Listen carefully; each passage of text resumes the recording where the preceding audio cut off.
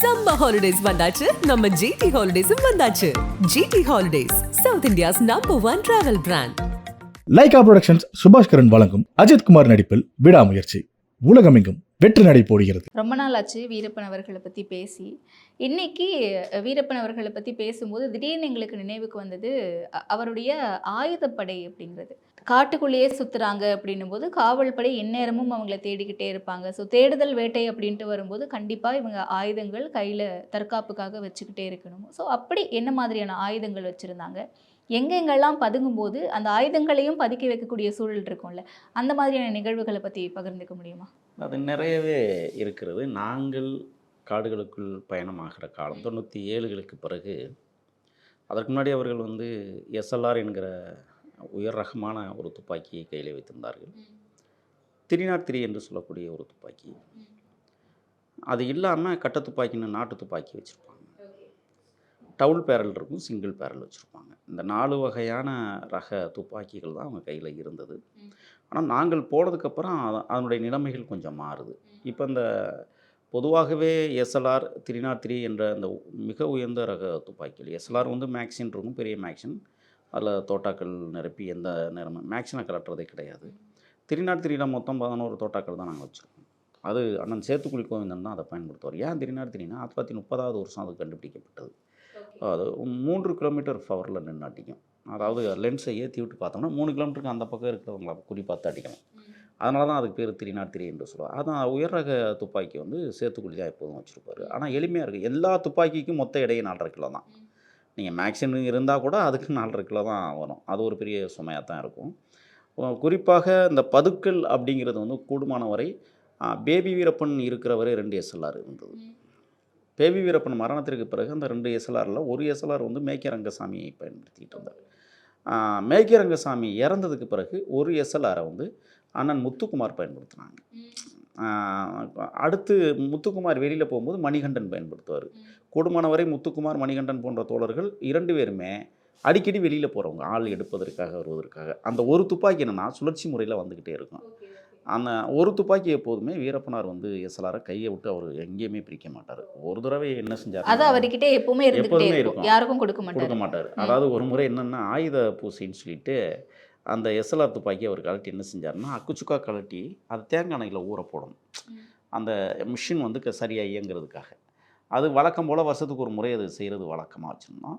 ஒரு முறை என்ன செய்கிறாருன்னா அந்த துப்பாக்கி எண்ணெயில் ஊற வச்சுறாரு. தேங்காய் எண்ணெயில் ஊற வைக்கும்போது என்ன ஆகுதுன்னா அதை எடுத்து தொடச்சிட்டு சரியாக தொடச்சிட்டு தான் எல்லாமே மாட்டணும். சில இடங்களில் இவர் என்ன செஞ்சுறாரு, ஆர்வக்கோளாறா இல்லை கவனமின்மையா என்னன்னு தெரியல, அதை எடுத்து அவசர அவசரமாக மாட்டி அதை இயக்கி பார்க்கணும். இயக்கும் போது சரியாக இருக்கும். பட் மேக்சின்லேருந்து தோட்டா ஏறுதா அப்படிங்கிற ஒரு செய்தியை நம்ம கூர்ந்து கவனிக்கணும். அப்படி தான் வாழங்குழி பள்ளத்தில் என்ன செய்கிறோம், அந்த ஆயுத பூசி முடிஞ்சு ஒரு 4வது நாள், நான் இதுக்கப்புறம் ஒரு பெரிய சம்பவத்தை நான் சொல்கிறேன். இந்த 4வது நாள் என்ன செய்யணும், அப்படி நடந்து வந்துட்டு இருக்கும்போது ஒரு மாட்டுக்காரர், மாட்டுப்பட்டின்னு சொல்லுவாங்க. அந்த மாட்டுப்பட்டியில் மாடு ஆடுகள் எல்லாமே அடைச்சி வச்சுருப்பாங்க. ஒரு 3-4 நாய் வளர்ப்பாங்க. ஏன்னா பெருநெறி சிறுநெறி என்று சொல்லக்கூடிய பெரிய நெறின்னா புலி, சிறிய நெறின்னா சிறுத்தை. அங்கே அப்படி தான் பேர் வைப்பாங்க. பெருநெறி சிறுநெறிம்பாங்க அதுக்கு பேர். யாரோ சிறுத்தையோ புலியோ அப்படின்னு சொல்ல மாட்டாங்க.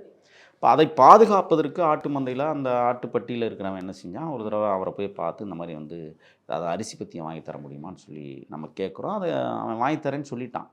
அப்போ அவர் ஒரு 5000 ரூபா கொடுத்து கொடுப்பா, எல்லா சாமானும் வாங்கி வந்துட்டோம், ராகி மாவு கொஞ்சம் கூடுதலாக வாங்குவா. ராகி மாவுனா கேழ்வரகு மாவு. அப்போ சேத்துக்குடியார் சொல்கிறார், இல்லை இவனை நம்ப வேண்டாம், வரும் 1000 தான் அவன் கொடுத்து விடணும் அப்படின்னு சொல்லி சொல்கிறாரு. ஆனால் இவன் என்ன செஞ்சிட்டான், 1000 ரூபா வாங்கிட்டு போயிட்டு போலீஸை கூட்டிகிட்டு வந்தான். அப்போ அந்த வாழங்குழி பள்ளம் சண்டைங்கிறது ஒரு மறக்க முடியாத சண்டை. காவல்துறைக்கு எங்களுக்குமே நேரடியான யுத்தம் தொடங்கியது. அவங்களில் சேதம் அடைஞ்சிச்சா என்னன்னு எங்களுக்கு தெரியல. நாங்கள் யாருக்கும் எங்களுக்கு சேதாரம் இல்லை. எதுக்காக நான் இதை சொல்ல வரேன்னா, அந்த இடத்துல அந்த எஸ்எல்ஆர் துப்பாக்கி வேலை செய்யாமல் போயிடுச்சு வீரப்பனாருடையது. அதுக்கு காரணம் என்னென்னா, அவர் அதிகமாக ஊற வச்சது மட்டும் இல்லை, ஒழுங்காக தொடச்சி போடாமல் இருந்ததுனால அந்த துப்பாக்கி வேலை செய்யாமல் அவர் கிரிட்டுன்னு அடிக்கிறாரு, தோன்னு கத்துறாரு, வேலை செய்யலை. அப்புறம் சுற்றி வர இருக்கிறவங்க தான் அந்த சண்டையை நாங்கள் தொடங்கினோம். அப்போ அவங்களில் ஒரு 12-13 பேர் இருப்பாங்கன்னு நான் கருதுகிறேன். ஏன்னா அடர்ந்த புதர், நாங்கள் பாறை இடுக்குகளில் உட்காந்து அடிக்கிறோம், அவங்க புதருக்குள்ளேருந்து அடிக்கிறாங்க. அப்போ இனிமேல் வந்து வீரப்பனாருடைய துப்பாக்கி வேலை செய்யலைங்கிறது எங்களுக்கு நல்லாவே தெரிஞ்சு. ஏன்னா தனித்தனியாக பள்ளத்துக்குள்ளே கிடக்கிறோம், தனித்தனியாக பாறைக்குள்ளே இடுக்குகளில் கிடக்கும்போது அந்த ஒரு பயம் இருக்கும்ல, நம்மளை தாக்கிடுவானோ. அப்போ பாறை மேலெல்லாம் குண்டு அடிக்கிறத நாங்கள் பார்த்துருக்கோம். அப்போ வந்து இவர் வந்து கத்தாமல் அமைதியாயிட்டார். எங்களுக்கு ஒரு பயம் என்னென்னா, வீரப்பனாரை வந்து சுட்டுட்டாங்களோ, அவருடைய துப்பாக்கி வந்து அமைதியாக இருக்கே, சத்தம் வந்துக்கிட்டே இருந்துச்சுன்னா நம்மளுக்கு வந்து அந்த சந்தேகம் வராது. அப்போ வந்து கொஞ்சம் நேரம் கழிச்சு அவர் எந்திரிச்சு ஓடுறாரு. அப்போத்தான் நம்மளுக்கு புரிஞ்சது, அப்படியே படுத்துக்கிட்டே ஓடினார். அப்போ வந்து என்ன என்ன ஏதுன்னு கேட்கும்போது, சண்டை வேண்டாங்கிறார், கிளம்புங்க அப்படிங்கிறார். அப்புறம் நாங்கள் அந்த தவளை மாதிரி தவழ்ந்து போய் அவங்க வந்து ஒரு கட்டத்தில் வந்து அந்த துப்பாக்கி அடக்குறாங்க. அதிரடிப்படை வந்து சவுண்டே வரல. ஒருவேளை நம்மளை சுற்றி வராங்க. ஆனால் அந்த நேரத்தில் அண்ணன் சேத்துக்குழியார் என்ன செஞ்சாருன்னா, அவங்க நின்று அடிக்கிற பகுதியில் சுற்றிட்டு வந்துட்டார். சுற்றிட்டு வந்து அங்கே ஒரு தோட்டாவை எழுப்பி விட்றாரு. அது டொம்முன்னு அங்கே வெடிக்கும்போது அதிரடிப்படை இப்போ அங்கிட்டு போடுறாங்க எல்லோரும். இதை எங்களை கவனம்னா, நம்மளை இங்கிட்டு சுற்றி வளைச்சிட்டாங்க அப்படின்னா. அப்போ அவர் என்ன செஞ்சார், அங்கே இழுத்து விட்டு நம்ம பக்கம் வந்துட்டார். அதுக்கப்புறம் நாங்கள் அங்கேருந்து இடம்பெயர்ந்து வெளியில் போனோம். எதற்காக அதை சொல்ல வரோன்னா, அந்த துப்பாக்கி வேலை செய்யலை எஸ்எல்ஆர்.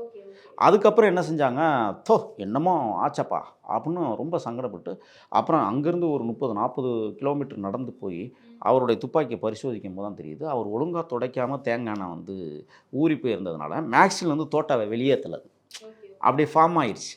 இன்னொன்று என்னென்னா, 4 நாளுக்கு பிறகுனா அதை துருப்பிடிச்சிரும். தேங்காய் எண்ணெயில் வச்சுருந்தாலும் கூட ஓரளவுக்கு வந்து என்ன ஆகும்னா, இயக்காமல் இருந்தோம்னா துருப்பிடிச்சிரும். அப்போ அந்த துரு வந்து ஒட்டிக்கும் போது இயக்காமல் போயிடும். இப்போ இந்த எஸ்எல்ஆர் எங்கேருந்து எடுத்ததுன்னு ஒரு கேள்வி இருக்குல்ல. இந்த எஸ்எல்ஆர் வந்து ரங்கசாமி வீட்டில் மிகப்பெரிய தாக்குதல் நடந்தது 1993. தேதி சரியாக நினைவில்லை.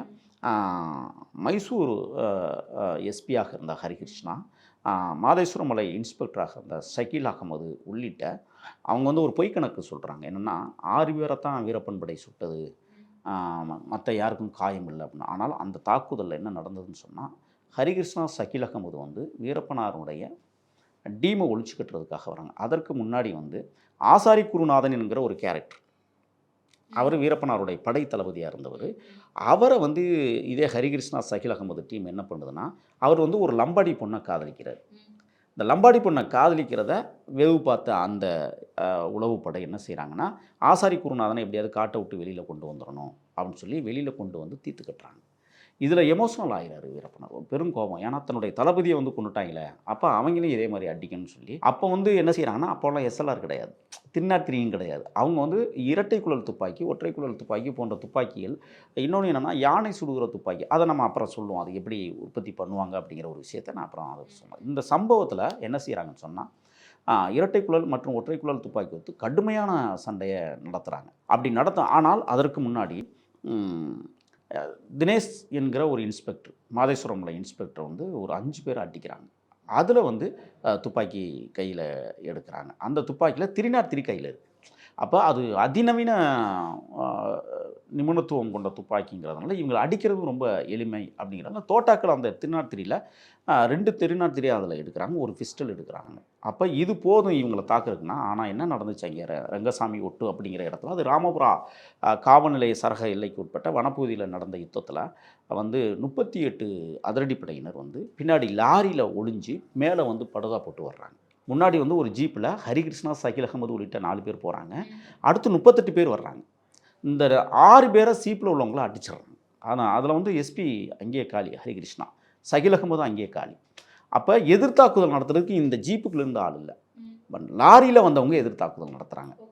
அப்போ வந்து வீரப்பனார் படை விடலை, 38 பேரை இந்த வம்சம் செய்கிறாங்க. இது மூடி மறைக்கப்பட்ட ஒரு வரலாறு. அதில் எடுக்கப்பட்ட துப்பாக்கிகள் தான் இந்த எஸ்எல்ஆர். அது மொத்தம் நிறைய துப்பாக்கிகள் அதில் எடுத்திருக்காங்க. அது பதுக்கிற விஷயம் நான் அப்புறம் சொல்லுவேன். ரங்கசாமி ஒட்டுவுக்கும் பக்கத்துலேருந்து ஒரு 13 கிலோமீட்டர் தொலைவில் கிட்டத்தட்ட 6 எஸ்எல்ஆர்கள் அன்றைக்கு பதுக்கியதாக சொன்னாங்க.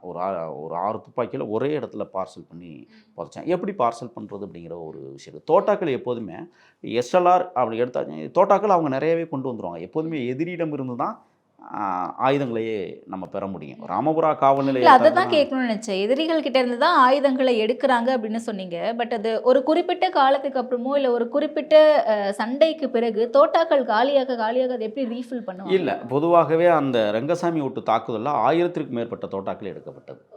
இப்போ நீங்கள் 1000க்கும் மேற்பட்ட தோட்டாக்கள் எடுக்கப்பட்டதுன்னா இங்கே 1000 தாக்குதல்கள் வீரப்பனார் 36 ஆண்டு கால தாக்குதலில் கிட்டத்தட்ட ஒரு 18 வருஷம் உக்கிர தாக்குதல் நடந்தது அவர் வாழ்க்கையில். அப்போ எங்கேயுமே வந்து உக்கிர அந்த 1000 தோட்டாக்கள் காலியாகிற அளவுக்கு தோட்டாக்களில் ரொம்ப கவனமாக இருப்பாங்க.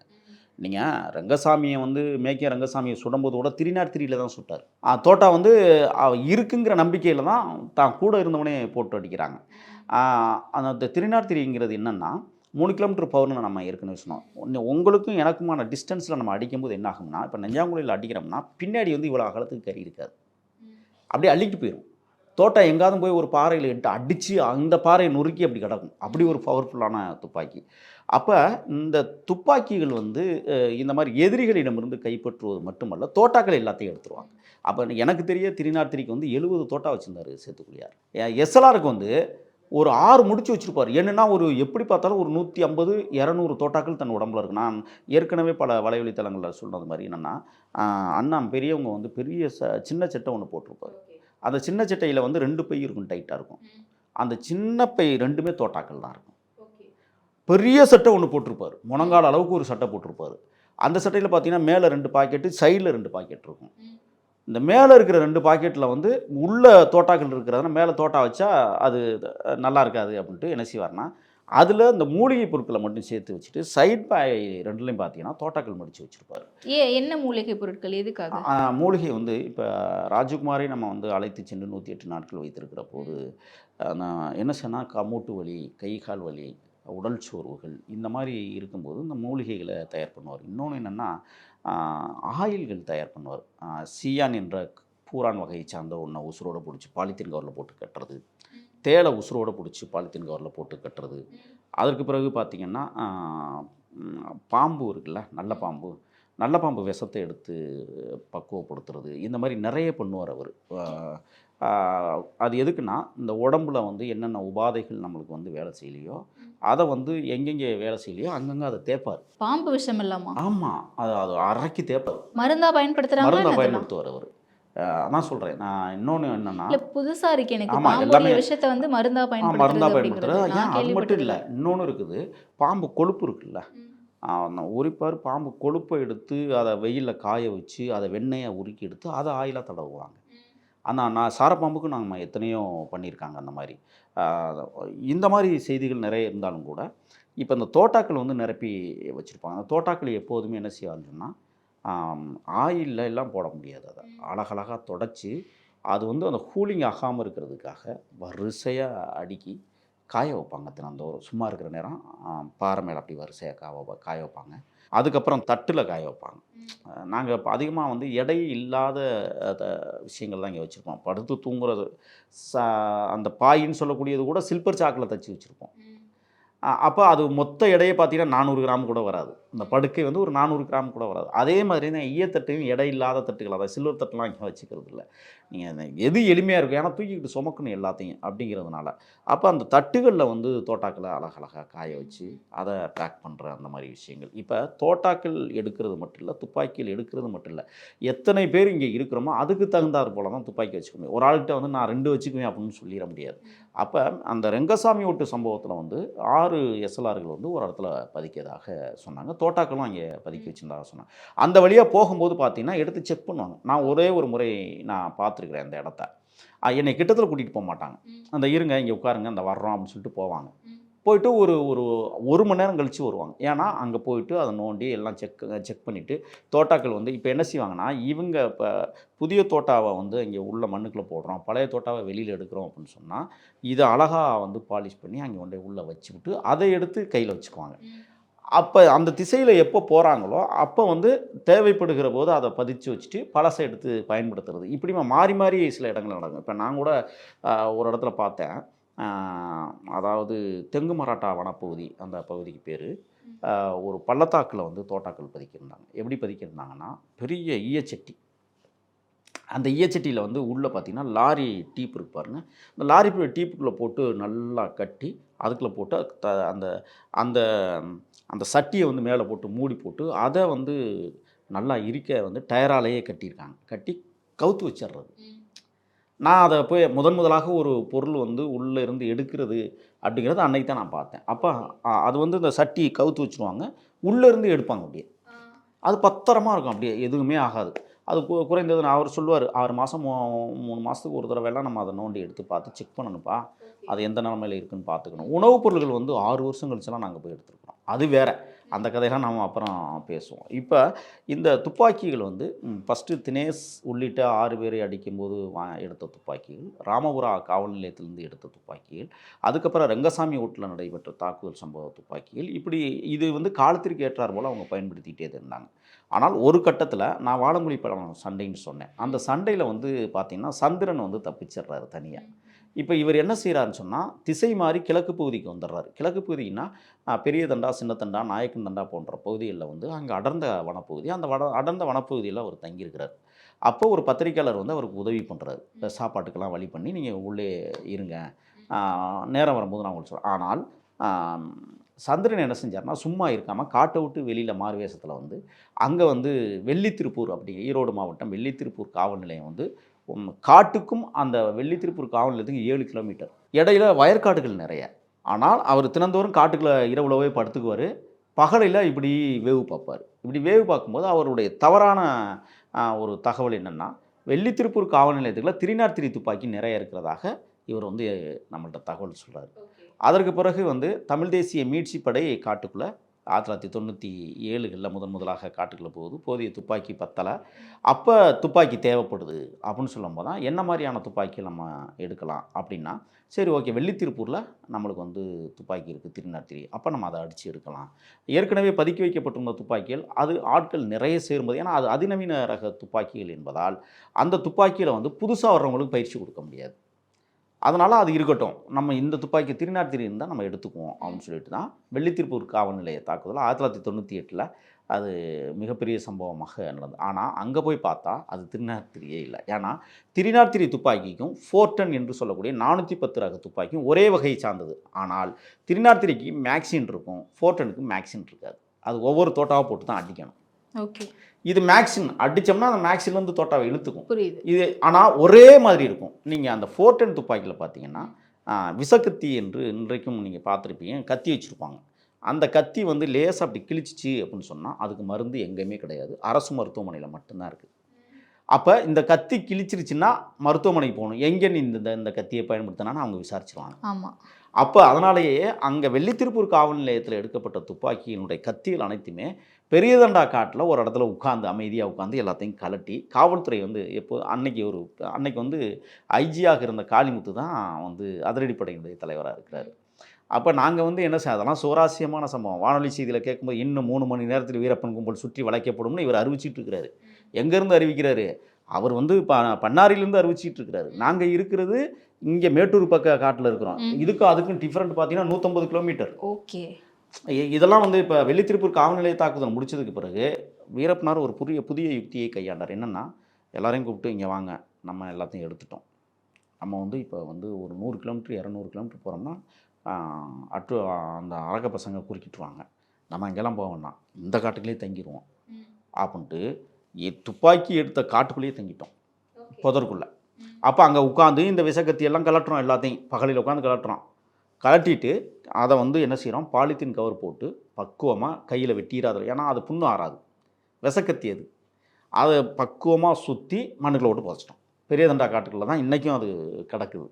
ஆனால் எனக்கு இடம் தெரியாது, எந்த இடம்லாம் தெரியாது. ஆனால் அடர்ந்த வனப்பகுதி அது, புதருக்குள்ளே. நாங்கள் அந்த புதருக்குள்ளே தங்கி இருக்கும்போது பார்த்தீங்கன்னா சத்தம் கேட்கும், டக்கு டக்கு டக்கு டக்குன்னு சத்தம் கேட்கும். அப்படின்னா என்ன, உள்ளே போயிட்டுருக்காங்க, நம்ம வந்து அமைதியாக இருந்துருவோம் அப்படின்ட்டு அங்கேயே ஒரு 3 நாள் அமைதியாக இருந்து அதுக்கப்புறம் இடம்பெயர்ந்தோம். அப்போ அங்கே 13 துப்பாக்கிகள் எடுக்கப்படுது. வெள்ளித்திருப்பூர் காவல் நிலைய தாக்குதலில் வந்து 13 துப்பாக்கிகள், 13மே 410 410 ரக துப்பாக்கிகள். அது இல்லாமல் கையெறி குண்டு 2 கிடச்சிது இங்கே. அப்போ அந்த 2 கையெறி குண்டில் ஒன்று வந்து அன்னை முத்துக்குமார் வச்சுருந்தாங்க, இன்னொன்று வந்து அன்னை சேத்துக்குழி கோவிந்தன் வச்சுருந்தாங்க. அந்த 2 கையெறி குண்டுகளும் ரொம்ப பலம் வாய்ந்தவை. அது தேவைப்படுதுன்னு சொல்லி இடுப்பிலே தான் எப்போதுமே வச்சுருப்பார். அப்போ துப்பாக்கிகள் வந்து இப்போ இன்னொன்று இருக்குது, புதைக்கிறது எப்படி அப்படிங்கிற ஒரு செய்தி இருக்குல்ல. கட்டையை கலட்டவே முடியாது, மேக்சினை கலட்டலாம், மிஷினை கலட்டிடலாம், கட்டையை கலட்ட முடியாதுல்ல. அப்போ அந்த அந்த குண்டு வெளியே இருக்கிற குழாயெல்லாம் கலட்டிடுவோம், மேக்சினை கலட்டிடுவோம், அந்த உள்ள இயங்குகிற இயந்திரத்தையும் கலட்டிடுவோம். ஆனால் கட்டை எவ்வளோ நீட்டாக இருக்கும். அந்த கட்டையை வந்து ரொம்ப பாலித்தீன் கவர் போட்டு ரொம்ப நல்லா சுற்றி அதுக்கப்புறம் லாரி டிப்பில் தான் எல்லாத்தையும் வைக்கிறது. ஏன்? லாரி டியூப்புக்குள்ளே வந்து தண்ணி இறங்காதுல்ல. Okay okay. ஒன்று, லாரி டியூப்புக்குள்ளே வைக்கப்படுகிற அத்தனையும் பாதுகாப்பாக இருக்கும். ஏன் பணம் கூட லாரி டியூப்புக்குள்ளே தான் பாதுகாக்கும். ஏன்னா அது பாதுகாப்பாக இருக்கும். உள்ளே வந்து என்ன செய்வோம்னா பான்ஸ் பவுடர் இருக்குது பாருங்கள், இந்த பான்ஸ் பவுடரை உள்ளே கொட்டி விட்டுறது, கொட்டி விட்டு நல்லா தடவிடுறது, தடவிட்டு உள்ளே வந்து எவ்வளவு நீங்கள் என்ன போட்டாலும் பத்திரமா பாதுகாப்பாக இருக்கும். அப்போ துப்பாக்கியில் என்ன செய்வோம்னா இடுப்பளவுக்கு குழி நோண்டுவோம். குழி நோண்டி படுக்க வசத்தில் வச்சு எல்லாத்தையும் புதைச்சிடுறது. தேவைப்படுகிற போது தான் அதை நாங்கள் வெளியில் எடுப்போம். 410 ரக துப்பாக்கியெல்லாம் அப்படி தான் நாங்கள் பதிச்சோம். 13 துப்பாக்கி எடுத்துகிட்டு வந்தோம். ஆனால் 13 பேர் அங்கே இல்லை. நாங்கள் போனதே ஒரு 6 பேர் தான். இப்போ 6 பேருக்கான துப்பாக்கி அதில் வந்து 3 துப்பாக்கி இயங்கவே இல்லை. அது சேலந்து போன துப்பாக்கி. அவங்க வந்து ஒரு கணக்கு காட்டுறதுக்காக வச்சுருந்துருக்குறாங்க. நாங்கள் அதையும் சேர்த்து எடுத்துகிட்டு வந்துட்டோம். அப்போ அங்கே வந்து MM18 ரைஃபிள் கிடச்சிது, அதையும் எடுத்துகிட்டு வந்தோம். அது அண்ணன் முத்துக்குமார் கடைசி வரை அவர் அதை வச்சுருந்தாருன்னு வச்சுக்கோங்களேன். ஆக ஒவ்வொரு எதிரிகளை அடித்து தான் துப்பாக்கியை நாங்கள் கையில் எடுத்து எங்களுக்கான ஆயுதத்தை. அதை விட இன்னொரு செய்தி இருக்குது. இப்போ இந்த ஒற்றைக்குழல் துப்பாக்கி இருக்குது பாருங்கள், இந்த ஒற்றைக்குழல் துப்பாக்கியை நாங்களே ரெடி பண்ணிடுவோம். உளி வச்சுருப்பார் அண்ணன் சேத்துக்குழியார். அந்த கட்டை வந்து தேக்கில் தான் நாங்கள் செய்வோம். அவன் ஏன்னா வலுவாக இருக்கணும் அப்படிங்கிற அருவா வச்சே செதுக்குவாங்க அந்த கட்டை துப்பாக்கி. ஏன்னா போகிற இடங்களில் அதை தூக்கிக்கிட்டு சுமக்க முடியாது. நிறைய இடங்களில் இப்போவும் காட்டுக்குள்ளே பார்த்தீங்கன்னா ஒரு 100க்கும் மேற்பட்ட துப்பாக்கிகள் பதுக்கி கிடக்கு. அண்மையில் கூட நான் வனயுத்தம் பாகம் 2 படத்திற்காக இங்கே காட்டுக்குள்ளே வேலை செய்யும்போது அது கல்லுப்பாறைன்னு சொல்லுவோம் அந்த இடம். அதாவது நான் சொல்கிறது வந்து எங்கேன்னா பாலார் செக் போஸ்ட்லேருந்து உள்ளே போயிட்டு காட்டு வழியாக வந்து கோபிநத்தம் போகிற வழியில் நேராக போகிற ஒரு மண் சாலையில் ஒரு இடத்துல துப்பாக்கி பார்த்தோம். அந்த பாறை இடுக்குகளுக்கெல்லாம் பத்திரமா வச்சுருந்தாங்க. நிச்சயம் அது வந்து பல ஆண்டுகள் கழித்து அந்த துப்பாக்கி பார்க்குறோம் நாங்கள். அதை இத்து போய் அந்த கட்டையெல்லாம் வந்து கொஞ்சம் அப்படியே விலகி கடந்ததை இயக்குனர் AMR ரமேஷ்கிட்ட நானே எடுத்து கொடுத்தேன். ஆனால் துப்பாக்கி இருக்குண்ணா அப்படின்னு சொல்லிட்டு. அப்புறம் அது வந்து காட்சி பொருளாக நாங்கள் வச்சுக்கின வரலாறுகள் உண்டு. ஆனால் கட்டை துப்பாக்கி வந்து அண்ணன் சேத்துக்குடியே செஞ்சிருவார், அழகாக செய்வார். அதை செதுக்கி அழகாக செஞ்சு அந்த உப்புத்தாள் இருக்குது பாருங்கள், அந்த உப்புத்தாள் போட்டு நல்லா தேய்ச்சி குழாய் வந்து வெளியிலேருந்து வாங்கிட்டு வர சொல்லுவாங்க. அந்த தோட்டா வெளியே இருக்கிற குழாய் ஈயங்கள் வந்து நிறைய வாங்கிட்டு கட்டி கட்டியாக ஈயங்கள் வாங்கிட்டு வர சொல்லி ஈயக்குண்டை அண்ணன் வீரப்பனாரே உருட்டிடுவார். அந்த உருட்டிட்டு என்ன செய்வார்னா பாறையிலே போட்டு உருட்டிட்டு கிடப்பார். உருட்டி அந்த குழாயில் வந்து விட்டு பார்ப்பார், இப்படி உருட்டி பார்ப்பார் சரியாக வருதா அந்த தோட்டா. அதில் வந்து நமாச்சாரம் அப்படிங்கிறது வந்து வெளியிலேருந்து வரும். நமாச்சாரங்கிறது அது ஒரு ஆரஞ்சு கலரில் வரும் அந்த மருந்து, அதுதான் பவர்ஃபுல் அந்த ஒற்றைக்குழல் துப்பாக்கி. அது இல்லாமல் கருமருந்து நாங்களே ரெடி பண்ணிடுவோம். உள்ளேயே காட்டுக்குள்ளேயே கருமருந்தை வந்து அந்த அந்த குச்சி பேர் எனக்கு ஞாபகம் இல்லை, அந்த குச்சியை ஒடிச்சு அதை தீ வச்சு கொளுத்தி, ஆனால் அது வந்து சாம்பல் ஆகாமல் தண்ணி தெளிச்சிக்கிட்டே இருக்கணும். அது அடுப்புக்கறி வடிவத்தில் வரும். அதை நாங்கள் கருமருந்தாக உருவாக்கணும். அதுக்கப்புறம் தேங்காய் மஞ்சி, துணி, இதெல்லாம் வந்து அந்த துப்பாக்கிக்கு தேவைப்படும். அதுதான் யானை சுடுவதற்கு பயன்படுத்தப்படுகிற துப்பாக்கி. ஆனால் அதில் ஆளெல்லாம் சுட்டோம்னா தப்பிக்கவே முடியாது. அந்த மாதிரி துப்பாக்கி அது நாட்டு துப்பாக்கி வகைகளில். இந்த நாட்டு துப்பாக்கியை அவங்களே எல்லாமே உற்பத்தி பண்ணிடுவாங்க. அப்படி இல்லை உற்பத்தி பண்ண முடியலை, சரியான கட்டை கிடைக்கல அப்படின்னா சொல்லி விடுவார், இந்த இடத்துல கிடைக்கும், நீங்கள் இந்த இடத்துல போய் அந்த துப்பாக்கி ஒன்று வாங்கி கொடுத்துன்றோம். அதுக்கு ஒரு காசை கொடுத்துருவோம், 12,000 15,000 அப்படின்னு சொல்லி காசை கொடுத்து விட்ருவார். அது சரியாக இயங்கக்கூடிய. இப்போ நீங்கள் கடற்கரைக்கு போனீங்கன்னா பார்த்தீங்கன்னா அந்த பலூன் சுடுறதுக்கு ஒரு துப்பாக்கி வச்சுருப்பான் பாருங்கள், அந்த ரேஞ்சில் இருக்கும் அந்த துப்பாக்கி. ஆனால் அது படுபயங்கரமான பவர்ஃபுல்லாக இருக்கும். அதே மாதிரி பேரல் துப்பாக்கின்னு ஒன்று இருக்கும். பால் ட்ரெஸ்ஸை போட்டு உள்ளே வச்சு இந்த முயல் சுடுறதுக்கெலாம் அதை தான் பயன்படுத்துவாங்க. இப்போ அடிக்கிறோம், முள்ளமன்றி அடிக்கிறது, முயல் அடிக்கிறது, சூறாமன்றி அடிக்கிறது அப்படின்னா அந்த துப்பாக்கி. ஏன்னா அப்படி போட்டு அடித்தோம்னா தோட்டாக்கள் வந்து செதறி அடிக்கும். ஒரு 20 அடி 30 அடிக்கு அப்படி செதறி அடிக்கும்போது அதில் எத்தனை இருக்கோ அத்தனையும் காலியாகும். அப்போ அந்த தோட்டாவும் அங்கே வந்து பால்ட்ரஸ் குண்டுகள் நாங்கள் அது தயாரிக்க முடியாது, அது வாங்கிட்டு வர சொல்லி தான் அதை பயன்படுத்துவது. இப்படி தான் துப்பாக்கியினுடைய அணுகுமுறைகளை நாங்கள் வந்து கையாண்டுருக்கோம். ஓகே அதுதான் ஆயுதங்கள்னு பொதுவாக பேசும்போது இவ்வளோ நேரம் நம்ம துப்பாக்கிகளை பற்றி மட்டுமே பேசிகிட்டு இருந்தோம். துப்பாக்கிகளை தாண்டி வேறு ஏதாவது ஆயுதங்கள் பயன்படுத்தப்பட்டதா? இல்லை, வேறு ஆயுதங்கள்னால் கத்தி அருவாள் வச்சுருப்பாங்க. அது குறிப்பாக வந்து வனவிலங்குகள் வேட்டையாடுதல் அந்த மாதிரி விஷயங்களுக்கு தான் அதை பயன்படுத்துவாங்க. அந்த ஒற்றைக்குழல் துப்பாக்கிங்கிறது யானை வேட்டைக்கு அல்லது மான் வேட்டைக்கு, மற்ற வேட்டைகளுக்கு அதை பயன்படுத்துவாங்க. பேரல் கொண்டு வந்து சின்ன சின்ன விலங்குகள் பறவைகளுக்கு அதை பயன்படுத்துறது வழக்கமாக வச்சுருப்பாங்க. 303 அல்லது 303 தோட்டா கொஞ்சம் வித்தியாசமாக இருக்கும், கூர்மையாக இருக்கும். 410 துப்பாக்கி கொஞ்சம் வேறு மாதிரி இருக்கும். ரெண்டுக்கும் வேறுபாடு இருக்குது. இந்த தோட்டாவை தூக்கி அதில் போட முடியாது, மேக்ஸினில் ஏறாது, அது அந்த ஸ்ப்ரிங் தூக்கி கொடுக்காது. அப்போ இந்த தோட்டாக்கள் வெவ்வேறு வகையில் பார்சல் பண்ணி வச்சுருப்பாங்க. இந்த பாலித்தீன் கவர்லாம் சுற்றி அழகாக ரப்பர் பேண்ட் போட்டு அங்கனைக்கு அங்கே வச்சுருப்பாங்க. உடம்பு முழுக்கவே தோட்டாக்கள் தான் இருக்கும். அப்படித்தான் வந்து பாதுகாக்கிற முறையில் உடம்புலையே பாதுகாப்பாங்க எல்லாத்தையுமே. அதே மாதிரி கூடுமானவரை துப்பாக்கியை எந்த காலகட்டத்திலையுமே எந்த ஒரு சூழல்லையுமே ஆ, விடவே மாட்டாங்க. நீங்கள் வந்து சாமி கும்பிடும்போது அவர் வந்து என்ன செய்வார்னா, அந்த துப்பாக்கிக்கு பூஜை பண்ணும்போது கூட அந்த துப்பாக்கி அங்கே வச்சுட்டு சுற்றி முற்றி பார்த்துட்டு அதுக்கு அந்த திருநீர் இருக்குது பாருங்கள், அது தடவுவார்.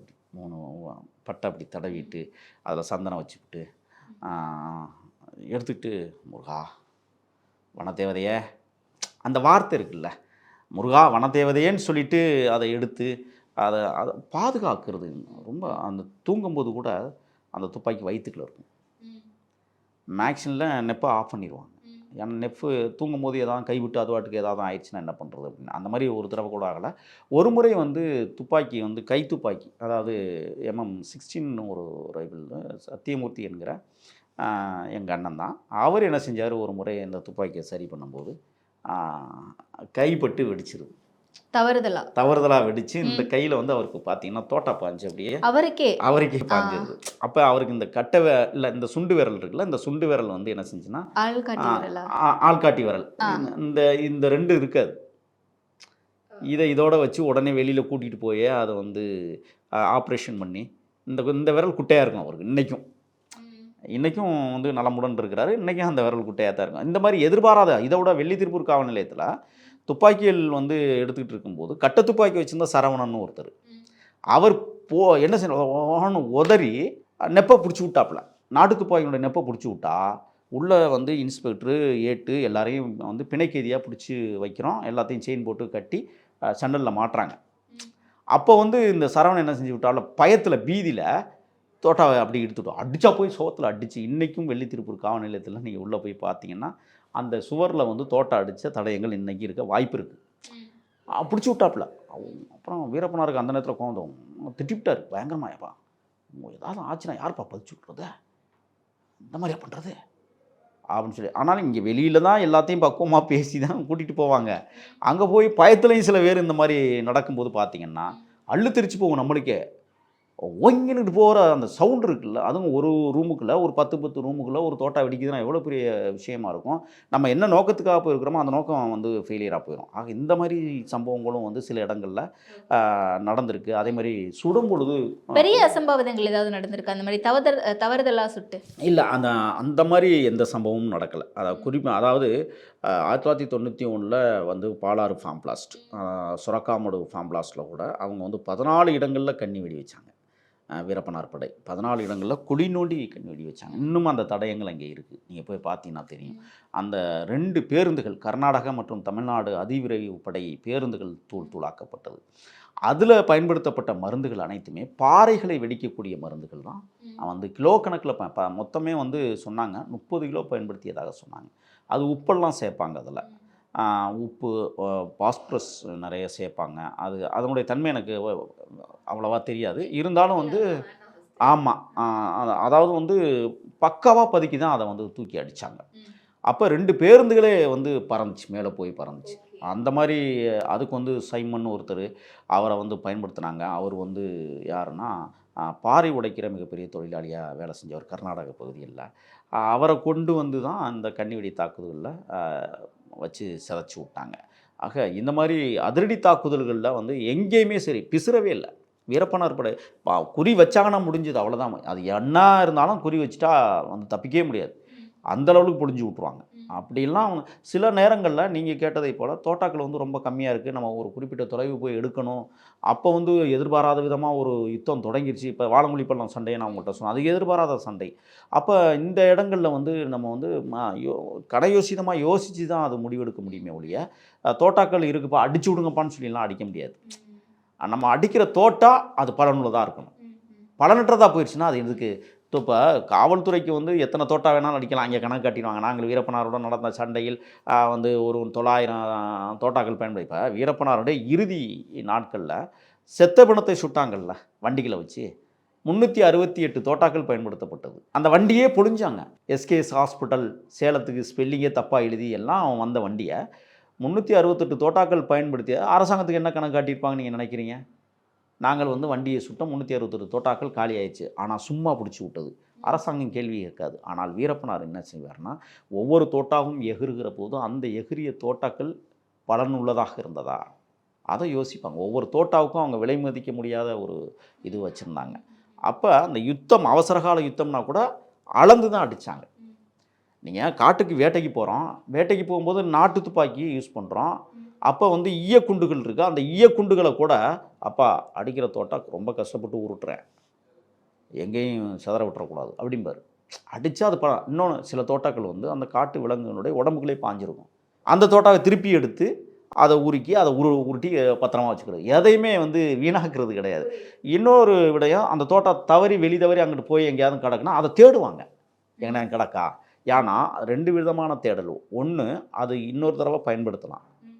இன்னொன்று, யாராவது காட்டுவாசிகள் அந்த தோட்டாவை எடுத்துட்டாங்கன்னா வீரப்பன் கும்பல் இந்த பகுதியில் நடமாடி இருக்குது, அவங்களுடைய தோட்டா காட்டுக்குள்ள கிடந்துன்னு சொன்னால் அது ஒரு அந்த வெளியில் போகிறது கொஞ்சம் கடினமான ஒரு விடயமாக இருக்குது. இந்த 2 விடயத்தை எப்போதுமே பாதுகாப்பாக வச்சுருப்பாங்க. துப்பாக்கி பயிற்சி அப்படிங்கிறது எப்படியெல்லாம் கொடுக்கப்படுது, யாருக்கெல்லாம் கொடுக்கப்படுது? ஏன்னா பொதுவாக எல்லாராலையும் சுற்ற முடியாதுல்ல துப்பாக்கி எடுத்து, அதற்கான பயிற்சி கொடுக்கப்படணும். அது எங்கே கொடுக்கப்படுறாங்க, காட்டுக்குள்ளே வாழ்கிறாங்க அப்படின்னும் போது அதை யார் சரிவர பார்க்குறாங்க அப்படின்லாம் இருக்கும்ல. சரியான கேள்வி இது. பொதுவாக 2 விதமாக அதை பார்க்கலாம். தமிழ் தேசிய மீட்சி படை ஈழத்தில் பயிற்சி பெற்ற படை. ஈழத்தில் பயிற்சி பெறுகிறது உங்களுக்கு நல்லாவே தெரியும். விடுதலை புலிகளோடு இணைந்து களத்தில் நின்ற படை மீட்சி படை. தமிழ்நாடு விடுதலை படை என்பது பயிற்சி பெறாத ஒரு படை. காட்டுக்குள்ளே வரும்பொழுது நிறைய இளைஞர்கள் விடுதலை படையிலேருந்து தான் வர்றாங்க. எப்படியாவது தமிழீழ தாயகத்தை தேசிய தலைவன் எப்படி மீட்பாரோ அதே போல் தமிழ்நாட்டை வீரப்பனார் மீட்பார் என்கிற அளப்பரிய நம்பிக்கையோடு வந்தவர்கள் அன்றில், செழியன், கோவிந்தராஜ், இப்படி நிறைய தோழர்கள் காட்டுக்குள்ளே வந்தாங்க. பூவரசன், எழில், இப்படியெல்லாம் நிறைய பொன்னிவளவன் போன்றவர்கள்லாம் வரும்பொழுது அவர்களுக்கு போதிய பயிற்சி இல்லை. அப்போ போதிய பயிற்சி இல்லை, இது எங்கே எடுக்கலாம் அப்படின்னு. இப்போ பயிற்சியும் போது தோட்டாக்கள் வெடிக்கிற சத்தம் வெளியில் கேட்கும். அதை வச்சு உளவாளிகள் வந்து உள்ளே வரலாம், அதுக்கான ஒரு வாய்ப்பு இருக்குல்ல. அப்போ அந்த இடத்தை தேர்வு செய்வதற்கு அந்தியூருக்கும் பக்கத்தில் மணிக்கரையா மணியாச்சி பள்ளம் அப்படிங்கிற ஒரு இடம் இருக்குது. மணியாச்சி பள்ளத்துக்கு நீங்கள் உள்ள இன்டீரியலுக்குள்ளே போனீங்கன்னா அடர்ந்த வனப்பகுதி, பள்ளத்தாக்கு பகுதி, அதாவது பெரிய கொடிக்கால் வர்றது, 2 பக்கம் மரம் சூழ்ந்து போய் நிற்கும். நீங்கள் இன்டீரியலுக்கு உள்ளே போயிட்டீங்கன்னா வந்து நீங்கள் தோட்டம் என்ன தான் அடித்தாலும் வெளியில் சத்தமே கேட்காது. நீங்கள் எவ்வளோ எத்தனை அப்போ எப்படி பயிற்சி கொடுப்பாங்க அப்படிங்கிற ஒரு விஷயம் இருக்குது. இப்போ பொதுவாகவே நாங்கள்லாம் வந்து ஈழத்தில் இருந்ததுனால அங்கே போர் பயிற்சி முறையில் நாங்கள் கையாண்டதுனால வீரப்பனார் என்ன செய்வார்னா, வா சொல்லிக் கொடுங்கப்பா அப்படின்னு என்ன செய்வார்னா, ஒரு மரத்தில் போயிட்டு அந்த கொடுவா இருக்குல்ல, கொடுவா வச்சு இப்படி கொத்தி அந்த இடத்த கூடுமான வரம் வந்து அந்த மரம் வந்து பாலை மரம், வேறு வகை பளிச்சுன்னு தெரிகிற மரமாக தான் தேர்வு பண்ணுவோம். பெரிய பெரிய மரத்தை தேர்வு பண்ணுவாங்க.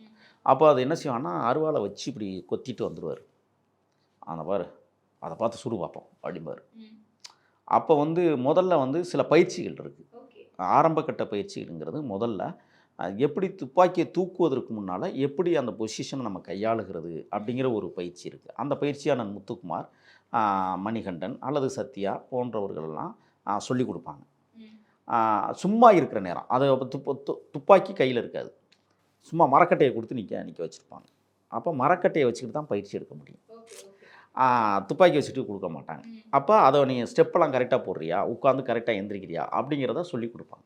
அந்த மரத்தில் வந்து அருவா கொத்துனதை வச்சு அதுக்கு பிறகு அந்த பயிற்சியெல்லாம் முடிச்சதுக்கு பிறகு எங்கள் சுடு குறிப்பாக சில பேர் துப்பாக்கியை தூக்குறதே நம்மளுக்கு நகைச்சுவையாக இருக்கும். இப்படி பிடிச்சிட்டு இப்படிப்பேன், இந்த படத்துகளில் காட்டாமாங்க இப்படிம்பாங்க. அது இல்லை, பிடிக்கிறது எப்போதுமே இந்த கை இப்படி நம்ம தூக்குறோம்னு சொன்னால் இந்த முகத்துக்கு நேராக இந்த முனங்கை இருக்கும், இப்படி தான் பிடிக்கணும், இப்படி பிடிக்கக்கூடாது. இப்படி பிடிச்சிங்கன்னா நீங்கள் டானா வடிவத்தில் கால் வச்சு அடிக்கும் பொழுது சரியாக நிற்கணும். நீங்கள் இப்படி வச்சு அடிச்சிங்கன்னா உங்களை பின்னுக்கு தள்ளிடும் தோட்டா, அடிக்கிற பவரில் நம்ம பின்னாடி விழுந்துருவோம். அப்போ எய்ம் சரியாக அமையாது. ஆனால் இப்படி வச்சு பிடிக்கும் பொழுது தான் அந்த உறுதித்தன்மை நமக்கு கிடைக்கும். அப்போ அந்த மரத்தில் அவங்க வந்து கொத்தி வச்சுருக்கிறாங்க அப்படின்னு சொன்னால் அதை அடிக்கும் பொழுது சரியாக அந்த ஓட்டையில் அடிக்கணும். பிசுறுச்சுன்னு வச்சுங்க, திட்டு வரைங்க உட்காந்து எல்லாம் நிறைய பயிற்சி கொடுத்துருவாங்க. அப்புறம் திருப்பி அந்த மரத்தில் பாஞ்சிருக்கிற தோட்டாக்கள் இருக்கு பாருங்கள், அதுக்கு ஊரா நோண்டி எடுப்பாங்க. அந்த மரமே பொழிஞ்சு போயிருக்கும். நீங்கள் கேட்பதை போல் அந்த பள்ளத்தாக்கு பகுதிகளில் உள்ளே வந்து அவ்வளோ சீக்கிரம் யாரும், ஏன்னா அங்கே கொடிய விலங்குகள் வாழக்கூடிய பகுதி. புலியோ சிறுத்தையோ ஒண்டி யானையோ ஒண்டி எருமைகளோ அதிகமாக அந்த பகுதியில் வளமுறக்கூடிய பகுதி. இதை விட இன்னொன்று என்ன, ராசநாகம் அங்கே அதிகம், நாகப்பாம்புகள் நிறைய கிடக்கும், மலைப்பாம்புகள் சில இடங்களில் கிடைக்கும். அதனால் இந்த காட்டுவாசியிலே உள்ளே வர்றதுக்கு கொஞ்சம் அச்சப்படுவாங்க. ஏன்னா அங்கே வந்தால் 2 விஷயத்துக்காக வரணும். ஒன்று, வேட்டையாட வரணும், அதுக்கு வாய்ப்பில்லை, உள்ளே வந்தால் யானை நிற்கும் அல்லது சிறுத்தை புலி நிற்கும். இன்னொரு விஷயம், தேன்வழிக்க வரணும். தேன்வழிக்க வரணும்னு சொன்னால் வானலாவிய உயர்ந்து நிற்கிற மரங்கள் அங்கே, அவ்வளோ சீக்கிரம் அந்த மரத்தில் ஏறினா நீங்கள் இன்னும் கரடி விடாது. ஏன்னா கரடி ஆல்ரெடி இதை ரெடி பண்ணி வச்சுருக்கோம், அந்த தேனை நம்ம இன்றைக்கி சாப்பிட்ருவோம், அந்த பகுதியில் கரடியும் இருக்கும். அப்போ அந்த மாதிரியான ஒரு சூழலுக்குள்ளே தான் நாம் போர் பயிற்சி எடுக்கிறது. குடும்பனவரை 10 நாள் 15 நாள்லாம் அந்த போர் பயிற்சி நடக்கும். அப்போ அந்த போர் பயிற்சிங்கிறது எப்படி நடக்கும்னு சொன்னால், வர்ற புதிய தோழர்கள் வரும்போதே ஈயங்களை நிறைய வாங்கிட்டு வந்துடணும். அவங்க வாங்கிட்டு வந்து இங்கே உருக்கி அதை உருட்டிக்கிட்டே இருப்பாங்க. 2-3 பேர் உருட்டி அதுக்கான மருந்துகள்லாம் ரெடி பண்ணி அப்போ தான் அந்த துப்பாக்கி பயிற்சி கொடுக்க முடியும். இப்படித்தான் வந்து பயிற்சிகள் நடக்கும் இங்கே. துப்பாக்கி பயிற்சியை விட மாலை 5 மணிக்கு பார்த்திங்கன்னா தமிழ் தேசிய அரசியல் புரட்சி பாட வகுப்புகள் நடக்கும். அது வந்து ஒவ்வொருத்தரும் ஒவ்வொரு நாளைக்கு பேசணும், உனக்கு தெரிந்த அரசியலை நீ பேசணும் அப்படிம்பாங்க. நான் இன்னும் உண்மையாக சொல்ல போனால் அங்கே தான் நான் பேச்சு பயிற்சியை கற்றுக்கினேன்னு சொல்லலாம். அப்போ நான் தமிழ் இலக்கியம் படித்ததுனால எனக்கு அந்த இலக்கிய நயங்கள் சரியாக வர்றதுனால என்ன சொல்லுவேன், கருப்பை பேச விடு அப்படிம்பார். அப்போ நான் இலக்கிய நயங்களோ வாரல் என மாதிரி திகை காட்ட அப்படிலாம் மாசுறு பொண்ணே காசரு விரையும் இப்படி இலக்கியங்களோடு பேசுகிற போது அவருக்கு ஏன்னா புராணம் நிறைய பிடிக்கும், இதிகாசங்கள் நல்லா விரும்பக்கூடியவர். அப்போ அந்த உரைகள் மாலை 5 மணிக்கு மேலே நடத்தப்படுகிற பாடங்கள் உரைகள் மிக அதி முக்கியத்துவம். ஈழத்தில் என்ன நடக்குதோ அதை வந்து லண்டன் வெரிதாஸ் வானொலி நிலையங்கள் அல்லது வந்து பிபிசி, புலிகளின் குரல் போன்ற வானொலி நிலைய செய்திகளை அன்றாடம் கேட்டுட்டு அதிலிருந்து செய்தி எடுத்து கருத்துக்களை வழங்குறது. இன்றைக்கு புலிகள் வந்து இத்தனை பேரை அடித்தார்கள், இந்த இடத்தை ஆக்கிரமித்தார்கள், இந்த யுத்தம் வந்து மிகப்பெரிய ஒரு கொரில்லா யுத்தமாக இருந்தது என்று செய்திகள் வருகிற போது அதை நாம் பின்பற்ற வேண்டும். இப்படியெல்லாம் வந்து வகுப்புகள் நடக்கும். மாலையில் எப்போதுமே தொடர்ச்சியாகவே வகுப்புகள் நடக்கும். Okay okay okay.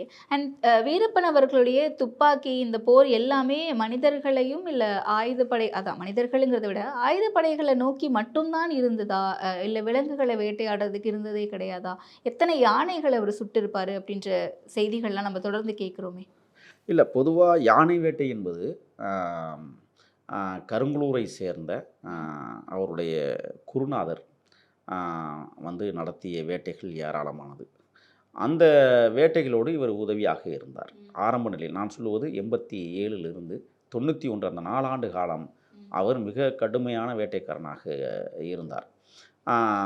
குருநாதர் தான் அதை வந்து மிகப்பெரிய அளவில் வீரப்பனாருக்கு உதவியாக இருந்து அவருக்கு அந்த தொழிலை கற்றுக் கொடுத்தது. அப்போ என்ன நடக்குதுன்னு சொன்னால், கூடுமானவரை இந்த ஆயுதங்கள் என்பது மனிதர்களை மட்டுமே வேட்டையாடுவது மட்டுமல்ல, முதல்ல மனிதர்கள் யார் அப்படிங்கிறத வாகப்படுத்துவாங்க. ஒன்று, தன்னை தாக்க வருகிறவன், தன்னை அழிக்க வருகிறவனை நாம் அழித்தாக வேண்டும் அப்படிங்கிறதுல உறுதியாக இருப்பாங்க. அடிக்கடி ஒரு வார்த்தை சொல்லுவார், எதிரியை மன்னித்து விடலாம், துரோகி ஒரு நாளும் மன்னிக்க முடியாது அப்படிம்பார். இந்த காட்டுவாசிகள் என்ன செய்வாங்கன்னா, அதிரடிப்படை வருதுன்னு சொன்னால் அதிரடிப்படைக்கு எந்த இடமும் காட்டுக்குள்ளே தெரியாது. அவங்கள கச்சிதமாக கூட்டிகிட்டு வர்றதே இந்த காட்டுவாசிகள் தான். அவன் பேர் சொல்லிவிட்டு அவன் கதை பேசிகிட்டே தான் வருவாங்க. நீங்கள் அதிரடிப்படை வருதுங்கிறது எங்களுக்கு முன்கூட்டியே தெரிஞ்சிடும். ஏன்னா ஒரே ஊருக்குள்ளே 2 பேருக்கும் உளவுத்துறை இருக்குது. அதிரடிப்படைக்கும் இருக்குது, வீரப்பனுக்கு இருக்குது. அதிரடிப்படைக்கு இருக்கிறவன் பார்த்தீங்கன்னா இவன் சித்தப்பன் பிள்ளையாக இருப்பான், வீரப்பனுடைய உளவுப்படை. அவன் சித்தப்பான்னு கூப்பிட்டுக்கிட்டே அவர்கிட்டேருந்தே செய்தி எடுத்து இங்கே வந்து சொல்லுவான். ஆனால் வீரப்பன் படையில் இருக்கிறவங்க உளவுப்படை ஒரு செய்தியை கூட அவங்களால சொல்ல முடியாது. ஏன்னு சொல்லுங்கள், இவன் சொல்லிவிட்டானா அவன் காட்டி கொடுத்துருவான் அவனை. இன்னொரு விஷயமும் காடுகளில் நடந்தது, சொத்துக்காகவே சில பேரை காட்டி கொடுத்தார்கள். இவனை காட்டி கொடுத்து இவன் சிறைக்கு போயிட்டானா இவனுடைய சொத்தை நம்ம ஆட்டையை போட்டுக்கலாம். இப்படி நிறைய பேரை காட்டி கொடுத்த வரலாறுகள்லாம் அங்கே இருக்குது. அப்போ அவர் என்ன செய்வார்னு சொன்னால், துப்பாக்கிகள் யாரை பார்த்து நீளும் அப்படிங்கிற ஒரு கேள்வி இருக்குல்ல, துரோகிகளை பார்த்தே தொடர்ந்து நின்றுருக்கிறது. எதிரிங்கிறது வந்து நம்மளுக்கு தெரியும், அரசாங்கம் தான் எதிரிங்கிறது தெரியுது. இப்போ அதிரடிப்படையில் இருக்கிற காவல்துறைக்கும் வீரப்பனாருக்கு என்ன சொத்து தகராறாக கிடையாது, பிள்ளை தகராறா எதுவும் கிடையாது. ஆனால் அவர்களுடைய கடமையை செய்கிற போது அந்த கடமை இங்கே ஒரு உயிரை எடுப்பதற்கான கடமையாக அது கருதப்படுவதால் அவனை நாம் எடுத்துடணும், இல்லைன்னா நம்மளை அழிச்சிருவான். அப்போ அவனை இயக்குவது யார்? அதுதான் துரோகப்படை. அந்த துரோகம் தான் காட்டுவாசிகளை பொதுவாக சாதியை சொல்லுகிறேன் என்று நீங்கள் தவறாக கருதக்கூடாது. இருளர் வகுப்பை சார்ந்தவர்கள், லம்பாடிகள், சோழகர்கள், லிங்காயத்தார் போன்ற சமூக கட்டமைப்பை சார்ந்தவர்கள் காடுகளில் பரவி கிடக்கிறார்கள். அதில் எல்லாருமே வந்து இந்த மாதிரின்னு சொல்லிட முடியாது. நல்லவர்களும் புனிதமானவர்களும் அதில் இருக்கிறாங்க. அவர்களெல்லாம் ஒன்றும் இப்போ நீங்கள் வந்து கெத்தேசால் என்கிற ஒரு இடத்துல வந்து பார்த்தீங்கன்னா ஒரே நாளையில் 6 பேரை வெட்டி கொல்றாரு. அங்கே தோட்டாக்கள் பயன்படுத்தலை. ஏன்? அது துரோகம். தன்னுடைய கும்பலுக்கும் தன்னுடைய மனைவிக்கும் செய்த துரோகத்தால் அந்த 6 பேரை அந்த கெத்தேசால் என்கிற கிராமத்துக்குள்ளே புகுந்து வெட்டி கூறு கூறாக போட்டுட்டு போன வரலாறுகள். சில இடங்களில் தோட்டாக்கள் பயன்படுத்தலை. நீங்கள் அதே மாதிரி பார்த்தீங்கன்னா 1989களில் தன்னுடைய கோட்டையூர் பங்காளிகளான தனபாலு, மாதையன், முத்துக்குமார் போன்ற தோழர்கள் எல்லாம் அவர்கள் எல்லாம் வந்து பழி இருக்கும்போது தோட்டாக்கள் பயன்படுத்தலை. கூறு கூறாக வெட்டினா காவிரி ஆற்றுல தூக்கி போட்டு போனாங்க. மீனுக்கு இரையாக்கினார்கள். இன்றைக்கு வரை அவர்களுடைய உடலை வந்து காவல்துறை எடுக்கவும் இல்லை, கண்டுபிடிக்கவும் இல்லை. வெட்டியதற்கான சாத்தியக்கூறுகளே இல்லாததையும் காவல்துறை வந்து அங்கே அதுக்கு ராமபுரா காவல் நிலையத்திற்கு உட்பட்ட எல்லையில் அந்த சம்பவம் நடந்தது. ஆக சில இடங்களில் துப்பாக்கிகள் நீளும். அது துரோகத்திற்கு மட்டுமே நீளும். எதிரிகளுக்கு எப்பொழுது நேருமோ அப்பொழுது நீளும். ஆனால் துரோகத்திற்கு அதிகமாக நின்றிருக்கிறது. அதற்கு எடுத்துக்காட்டு சில பேர் துரோகத்துக்கு வந்து இன்னொரு தண்டனை இருக்குது. நீங்கள் வந்து கந்தவேலுன்னு ஒருத்தன் வீரப்பனாறு உள்ளிட்ட எங்களை எல்லாம் வந்து கொல்லுவதற்காக அதனடிப்படையின் மூலமாக சைனைடை உள்ளே கொண்டு வந்தவன். இப்போ அவனை வந்து சொன்னார், அப்பா இவனுக்கு வந்து தோட்டாவெல்லாம் மரியாதை இல்லைப்பா, தொன்னையாலே அடித்து கொள்ளுங்க, அதுக்கு தான் இவன் மரியாதைக்குரியவன். அடித்தே தான் அவனை கொன்னாங்க. தோட்டாக்கள் பயன்படுத்தலை. அந்த வழக்கில் கூட அண்ணன் நக்கீரன் கோபாலெல்லாம் சேர்க்கப்பட்டார். அதுக்கு காரணம் என்னென்னா, நான் எடுத்த வீடியோ அடித்து கொள்ளும்போது நான் வீடியோ எடுக்கிறேன், புகைப்படங்கள் எடுக்கிறேன். அந்த புகைப்படங்கள் வந்து வெளியில் வருது. வெளியில் வந்ததற்கு பிறகு பார்த்திங்கன்னா அது நக்கீரன் இதெல்லாம் பிரசுரமாகுது. அது அப்படியே மிகப்பெரிய அளவில் பேசப்படுது. இப்படித்தான் வந்து அந்த வழக்கு நடந்தது. ஆக இந்த மாதிரி ஆள்காட்டிகளை, துரோக செயல்களை வந்து சில பேரை துப்பாக்கியால் வந்து துப்பாக்கிக்கு மரியாதை இல்லைன்றவர். இந்த மாதிரி சம்பவங்களும் அங்கே நடந்தது உண்டு. பொதுவாகவே காட்டுக்குள்ளே பயணம் அப்படின்னும் போது தொடர்ந்து பயணிச்சுட்டேவும் இருக்க முடியாது. நம்மளே இதை பற்றி நிறைய டிஸ்கஸ் பண்ணியிருப்போம். ஒரு இடத்துக்கு போகிறாங்க அப்படின்னா அங்கே டென்ட்டு போடுவாங்க, தங்குவாங்க, திரும்பவும் அடுத்த நாள் பயணத்தை தொடருவாங்க அப்படின்ட்டு. ஸோ இந்த பயணத்தின் போது என்ன மாதிரியான சின்ன சின்ன விஷயங்கள் எல்லாம் ரொம்ப கவனிக்கப்படுறவையாக இருந்துச்சு வீரப்பன் அவர்கள்கிட்ட? பொதுவாகவே காடு தன்மை இருக்கிறது. சில இடங்களில் அதிரடிப்படை பக்கத்திலே இருக்கிறாங்க, நம்ம அதை வழியே கடந்து தான் போகணும் அப்படின்னு சொல்லும்போது ரொம்ப மிகுந்த கவனத்தோடு கடப்பது வழக்கம். அதுவும் விரைவாக கடப்பது வழக்கம். அதை என்ன செய்வாங்கன்னா, கல் அல்லது புல் மேலே கால் வச்சு நடப்பாங்க. முன்னாடி போகும்போது வீரப்பனார் என்ன செய்வார்னா, துப்பாக்கி தோளில் போட்டுட்டு வந்து அந்த நெப்பில் கை வச்சுக்கிட்டே தான் போவார் நடக்கும்போதே. டப்புன்னு எடுத்து அடிக்கிறதுக்கு ஏதாவது ஆயிடுச்சு அப்படின்னா டப்புன்னு எடுத்து அடிக்கிறதுக்கு நெப்பை ப்ளஸில் ஆக்கிட்டு தான் கிளம்பி போவார். போகும்போது நம்ம வரிசையாக போகிறோம்ல, போகும்போது யாராவது ஒரு சில பேர் தடம் கொடுத்துருப்பாங்க. அந்த இடத்துல தன்னை மீறி வந்து மண்ணில் கால் தடம் கொடுத்துருப்பாங்க. எப்போதுமே மண்ணில் கால் தடம், மணல் மேலே கால் வைக்கக்கூடாது, கால் கால் பதம் தெரியக்கூடாது, பதிஞ்சிரும். ஆமாம், அதாவது கால் இல்லை செருப்பு. அந்த செருப்பு நீங்கள் புதுசாக உள்ள காட்டுக்குள்ளே வர்ற செருப்பே நாங்கள் என்ன செய்வோம்னு சொன்னால் பாறையில் போட்டு தேய்ச்சிருவோம். ஏன்? அந்த பாட்டத்தில் பார்த்தீங்கன்னா கோடு கோடாக இருக்கும். அந்த கோடு கூட அடையாளம் காட்டிடக்கூடாது. அப்போ நீங்கள் செருப்பு போட்டிருப்போம், அது அந்த ரவுண்டாக வர்றது அந்த செருப்பு தடத்தினுடைய அந்த நுனிப்பகுதி ஒட்டிடுச்சுன்னு வச்சுங்களேன். இப்போ அது நாளைக்கு எதிரிக்கிட்ட காட்டி கொடுத்துருப்பீங்க. கடைசியாக வருகிற சேத்துக்குள்ளி என்ன செய்வார், சுற்றியும் பார்த்துக்குவார், காலடி தடமும் கடக்கான்னு பார்த்துக்கிட்டே வருவார். அப்படி இருந்துச்சுன்னா ஒரு குச்சியை ஒடிச்சு ஒரு செடியை ஒடிச்சு டப்புன்னு அழிச்சிட்டு போயிடுவார். இது சின்ன சின்ன விஷயங்களில் இதை நீங்கள் அதே மாதிரி இப்படி போயிட்டே இருக்கணும். கொடுவா வச்சுட்டு யாரும் செடியை வெட்டக்கூடாது. அந்த வழியை இப்போ ஆள் காட்டி வர்றான், புதுசாக அருவா போட்டு வெட்டியிருக்கிறோம், ஒரு செடியிலையோ ஒரு மரத்துலையோ வெட்டியிருக்கிறோம்னு சொன்னால் இது யாருடைய வெட்டு, இது யாரும் எதுக்காக இங்கே வெட்டியிருக்காங்க, அப்போ இந்த வழியாக வீரப்பன் கும்பல் போயிருக்கு அப்படின்னு தெரிஞ்சு போயிடும். அதுக்காகவே மரங்களில் இப்போ ஒரு இடத்துல பொந்து தேன் இருக்குது, இதை எடுக்கணும்னா நாங்கள் வந்து ஒன்று கோடாரியை பயன்படுத்தணும், இல்லைன்னா அருவாளை பயன்படுத்தி தான் எடுக்க முடியும். ஆனால் அந்த கொம்பு தேன் காவல்துறை வராத பகுதியா, காவல்துறையினுடைய உளவாளிகள் வராத பகுதினா தான் வெட்டி எடுப்போம். நீங்கள் ஆள் நடமாட்டம் இருக்கிற பகுதியில் கொம்பு தேன் இருக்குன்னா நாங்கள் அதை தொடரதே கிடையாது. அதே மாதிரி நீங்கள் பார்த்தீங்கன்னா இப்போ நம்ம ஒரு இடத்துல தங்கியிருக்கிறோம், அடுப்பு மூட்டுறோம், அடுப்பு மூட்டும் போது கல் வச்சு தான் அடுப்பு மூட்டுவோம். சில இடங்களில் குழி நோண்டி அடுப்பு மூட்டுற வழக்கம் இருக்குது. இப்போ கல் வச்சு நாங்கள் அடுப்பு மூட்டி இன்றைக்கி சமைக்கிறோம், அந்த கல் என்ன ஆகும், கருப்பு கலரில் மாறிடும். அப்போ கருப்பு கலரில் மாறின கல் அப்படியே எப்படி போட்டு போக முடியும், போட முடியாது, கண்டுபிடிச்சிருவாங்க. அவ்வளோ 6000 சதுர கிலோமீட்டர் காடில் ஏதோ ஒரு மூலையில் ஏதோ ஒரு இடத்துல நம்ம இந்த வேலையை செஞ்சோம்னா கூட அந்த கல்லெல்லாம் தூக்கி புதற்குள்ள தூக்கி வீசிடுறது. இப்போ கல் ஒரு இடத்துலேருந்து எடுத்ததுக்கான வடிவம் கிடக்கும்ல, அதை கூட தட்டி விட்டு செடியை ஒடிச்சு அப்படியே அழிச்சிடலாம். இப்போ இந்த மாதிரி ரொம்ப கவனமாக சில இடங்களில் ஒரு தங்கியிருக்கிறோம், இவ்வளோ பெரிய இடத்துல தங்கியிருக்கிறோம், நீங்கள் சொன்னதை போல் டேரா கட்டுறோம். அந்த டேராவே வந்து வேறு கலரில் இருக்காது, பச்சை கலரில் தான் இருக்கும். வேறு கலர் இருந்தால் தான் காட்டி கொடுத்துருமே. அப்போ அந்த பச்சை கலரில் கட்டப்படுகிற அந்த டேராவை கூட நீங்கள் அதை கலட்டி மடிக்கும் போது பார்த்தீங்கன்னா சடசடன்னு சவுண்டு வரும். அந்த சத்தமே வராத அளவுக்கு மடிக்கணும். அதை சில்பர் சாக்கு சில்பர் வந்து சவுண்டு வரும். அப்போ அது ஒரு 1/2 கிலோமீட்டருக்கு கேட்டுரும் அது, அந்த சத்தம். அது ரொம்ப பாதுகாப்பாக பண்ணணும். நீங்கள் சட்டி கழுவுறோம் அப்படின்னா, பாத்திரம் விளக்குறோம் அப்படின்னா சவுண்டு வருமா வராதா? ஒன்றோட ஒன்று மோதுகிற போது சத்தம் வரும்ல, அப்படி சத்தம் வர்ற அளவுக்கு நாங்கள் பண்ணிக்கவே மாட்டோம். ரொம்ப கவனமாக மெதுவாக எடுத்து வைக்கிறோம். நாங்கள் பேசுவதே அஸ்கியில் தான், சத்தம் போட்டு பேசுகிறதே கிடையாது. எங்கேயாவது நான் சொன்னனே மணியாச்சி பள்ளம் போன்ற அடர்ந்த வனத்துக்குள்ளே போகும்போது தான் நாங்களே சத்தம் போட்டு பேசுவோம். நிறைய இடங்களில் அஸ்கியிலே பேசி தான் எங்கள் வாழ்க்கை ஓடணும். அந்த பாத்திரம் விளக்கும்போது வருகிற அந்த சத்தத்தை கூட ரொம்ப மென்மைப்படுத்துவோம். மோதிக்கக்கூடாது, ஒரு பாத்திரம் இன்னொரு பாத்திரத்தோட மோதிடக்கூடாதுங்கிறதுல கவனமாக இருப்போம். தண்ணி குடிச்சுக்கிட்டு சொம்ப டப்புன்னு வைக்க மாட்டோம். அதே மாதிரி தண்ணி ஊற்றும் போது சத்தம் வருதா, குடக்குன்னு அந்த பெரிய வெள்ளைக்கான வச்சுருப்போம். அந்த குடக்குன்னு ஊற்றுற சவுண்டு கூட ரொம்ப அப்படியே கை கிட்டத்தில் வச்சுக்கிட்டு ஊற்றுறது. மென்மையான சில விடயங்கள். அதான் சொல்கிறேனே, படுத்து கிடக்கிற போது ஒரு மரத்தினுடைய இலை மரக்கிளையிலேருந்து விழுகிற போது அப்படின்னு ஒரு சத்தம் வந்தால் கூட கண்ணு முடிச்சு என்னன்னு பார்க்கக்கூடிய தன்மையுடையவர் சேர்த்துக்கூடியார். அப்போ ரொம்ப கவனமாக எல்லா இடத்துலையும். இப்போ செருப்பு போட்டு நடக்கிறோம், சில பேருக்கு செருப்பு கொஞ்சம் பெருசாகிடுச்சுன்னா டட்டுன்னு நடந்து போகும்போது சவுண்டு வரும். அந்த மாதிரி செப்பல் பயன்படுத்தவே மாட்டேன் நான். டைட்டாக இருக்கா போடு, இல்லைன்னா போடாது. ஆனால் செருப்பு இல்லாமல் நடக்க முடியாது. விறகு ஒடிக்கிறோம், சமையலுக்கு விறகு ஒடிக்கிறோம், அந்த ஒடிக்கிற சவுண்டு வரும்ல, அதை கூட பக்குவமாக ரொம்ப நாங்கள் ஒடிக்கும் போது டக்குன்னு ஒடிக்க மாட்டோம். ஒரு இப்படி ஒடிச்சிட்டோம் அப்படின்னா ஒரு 5 நிமிஷம் கழிச்சு தான் ஒரு சவுண்டு. இன்னொன்று வேகமாக ஒடிக்கிறோம் அப்படின்னா அப்போ யாரோ அங்கே ஆள் நிற்கிது. இப்போ மழை சருகளில் நாங்கள் அந்த வேலையை செஞ்சுக்கிட்டு இருக்கிறோம், கீழே சத்தம் கேட்குமே. யாராவது காட்டுவாசி உள்ள மெத்தேனலுக்கு வருவான், அல்லது ஏதாவது வேட்டைக்கு வருவான், மூங்கிலுக்கு போவாங்க, மூங்கில் வெட்டுறதுக்கு போவாங்க. சில இடங்களில் மூங்கில் காடுகள் வலுவாக இருக்கும். இரவில் அந்த காடுகளில் படுக்கிறதே பயமாக இருக்கும் நம்மளுக்கு. ஏன்னா அந்த மூங்கில் ஒன்றோடு ஒன்று உரசி கிரீச்சுன்னு கத்தும், டப்புன்னு முழிக்கிற சூழல் வரும். இந்த அங்கே மூங்கில் காடுகளுக்குள்ள நீங்கள் எங்கேயுமே நாங்கள் மூங்கில் வெட்ட மாட்டோம்.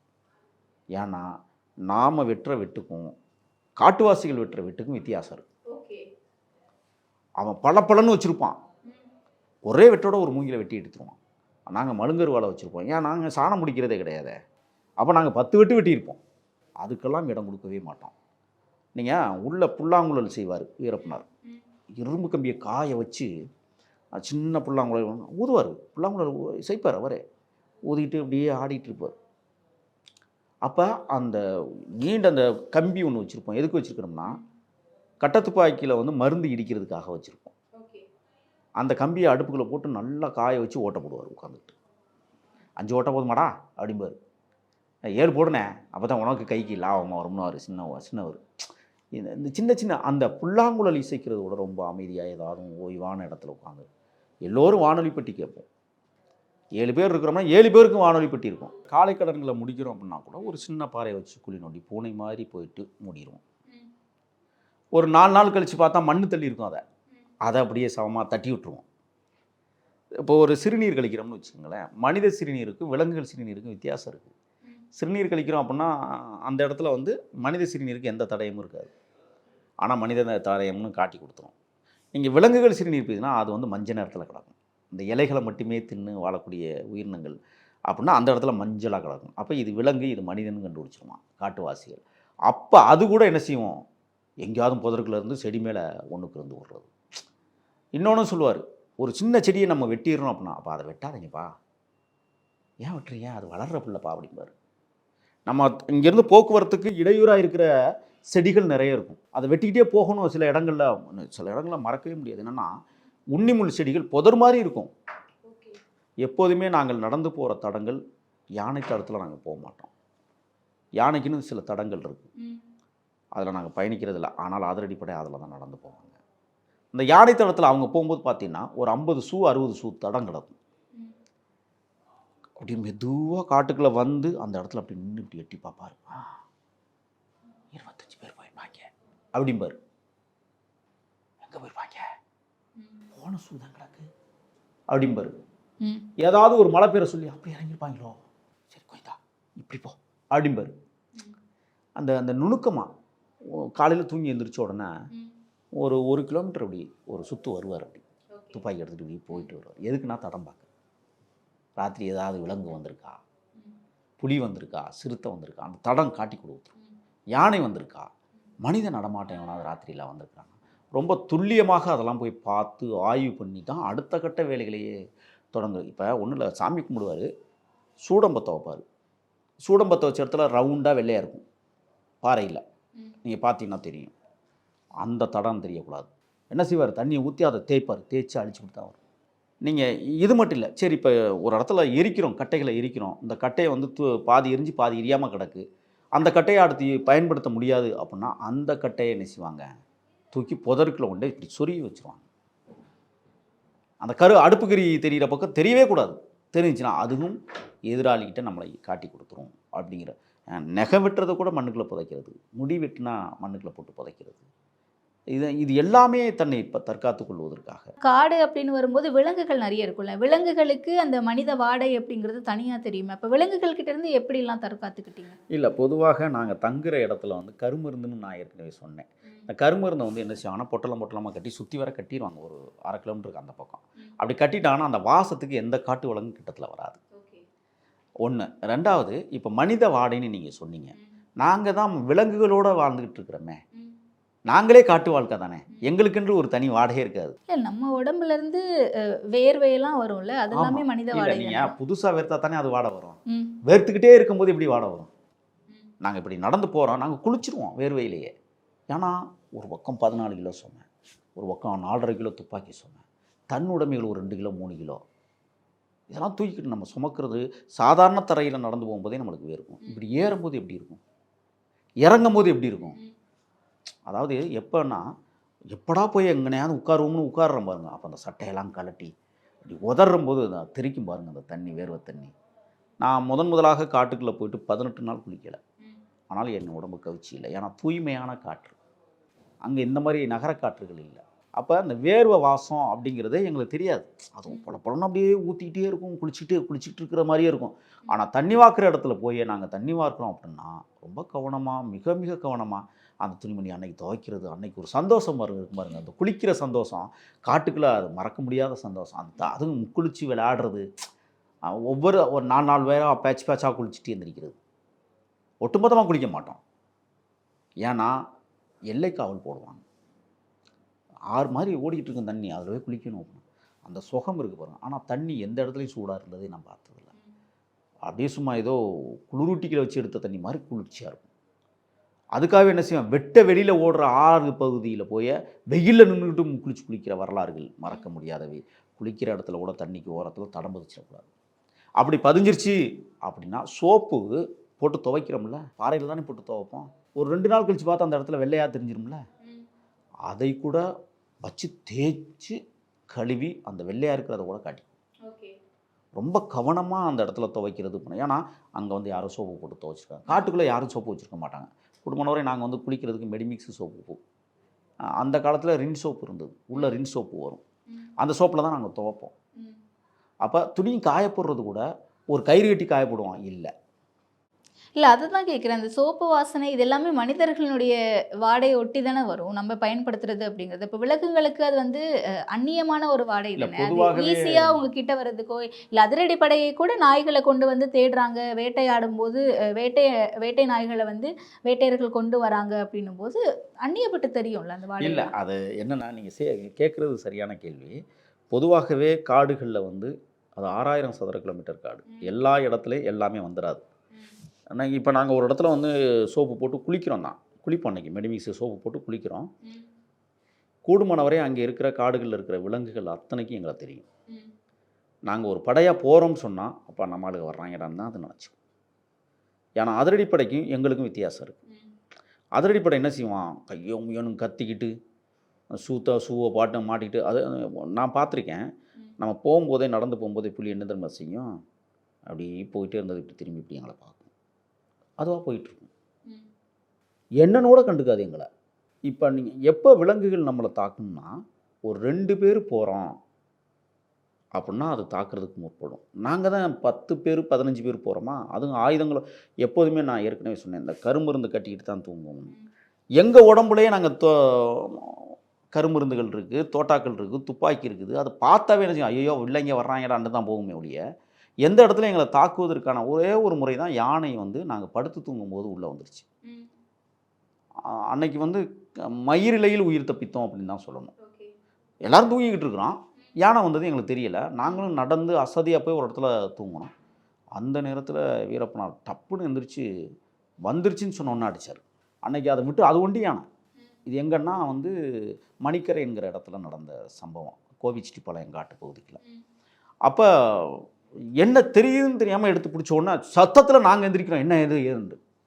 கடைசி பார்த்தோம் ஒண்டி. இந்த ஒண்டி யானை ஒண்டி எருமைகிட்ட மட்டும் நம்ம மாட்டிடவே கூடாது. ஏன்னா ஒண்டி எருமைங்கிறது தனியாக தான் தெரியும், அது சீசனுக்கு மட்டும்தான் கூட்டத்தோடு சேரும், இல்லைன்னா அது தனி ராஜ்யம்தான். வீரப்பனாருடைய அப்பா கூசை முனுசாமியை கொன்றதே ஒண்டி எருமை தான். மாட்டினோம்னா சின்ன பண்ணம் ஆகிரும். பொதுவாகவே யானைக்கு வந்து என்னென்னா வெள்ளை நிறம் பிடிக்கவே பிடிக்காது. அது ஏன்னே தெரியல. காட்டுக்குள்ளே நீங்கள் யாராவது வேட்டி சட்டை கட்டிட்டு வந்தாலும் முடிச்சு விட்டுரும். வேட்டி சட்டையே இருக்கக்கூடாது. எங்கள் மாதிரி பச்சை உடை, அதான் சொல்கிறேன் முதவே, எங்களோடு பழகிய விலங்குகள் ஏராளம். எங்களை பார்த்துட்டு அதுவாக போகும், நாங்கள் கண்டுக்கிறது இல்லை. ஒரு முறை கரடி எங்களை லாத்துச்சு. என்னென்னா, ஒரு பெரிய தேக்கு மரம் பட்டு போயிருக்கு. அந்த தேக்கு மரத்துடைய ஒரு 3வது கிளை 4வது கிளையில் தேன் நிறைய கட்டியிருக்கு. இது அதில் ஏறி ஏறி ஏறி அந்த அந்த அந்த மரத்தை பார்த்தீங்கன்னா அந்த நகம் போட்டு கீர்னது இருக்கும். அந்த வழியாக அப்படி போகும்போது என்னென்னா மேலேருந்து தொப்பு தொப்புன்னு விழுகுது. அண்ணாந்து பார்த்தா ஒரு கரடி மேலே உட்காந்து தேன் ஆடைகளை தின்னுக்கிட்டு இருக்கு. அந்த தேன் குழவியில் ஃபூங்கும், அப்படியே பறந்துடும். ஃபூன் அந்த சத்தம் இருக்குது பாருங்கள், அது அந்த ஊதுற சத்தம் இருக்குள்ள நம்மளுக்கு பயந்து வரும். அப்போ அந்த தேன் ஆடைகளை எடுத்து என்ன செய்யணும், சலுப்பு சலுப்புன்னு தின்னுக்கிட்டு தேனோட தின்னுவிட்டு சில கையில் மாட்டாதது கீழே விழுகும். ஒரு முறை அப்படி போகும்போது பாஞ்சிருச்சு எங்கள்கிட்ட. வசந்தானா அப்படின்ட்டு சின்னவர் என்ன செஞ்சார், சேர்த்துக்குடியார் எடுத்து புடியாரு, வேண்டாண்ணா வேண்டாண்ணா, அண்ணா என்ன அண்ணா விட்டா அடிக்கும். அதுக்கு என்னென்னா, இந்த நம்ம திங்கிறத இவங்க வந்து திங்க போகிறாங்களேன்னு கோவமா என்னன்னு நம்மளுக்கு தெரியல. உடனே பிடிச்சி விட்டார், செத்து போச்சு. தன்னை பாதுகாத்துக்கொள்வதற்கு வேறு வழி இல்லை. என்ன திமிரில் வர்றான் பாரு, இத்தனை பேர் போகிறோமே பயப்படுறான் ஆத்தியா அப்படிம்பார். அப்போ இந்த மாதிரி திடீர் சம்பவங்களும் காட்டுக்குள்ளே.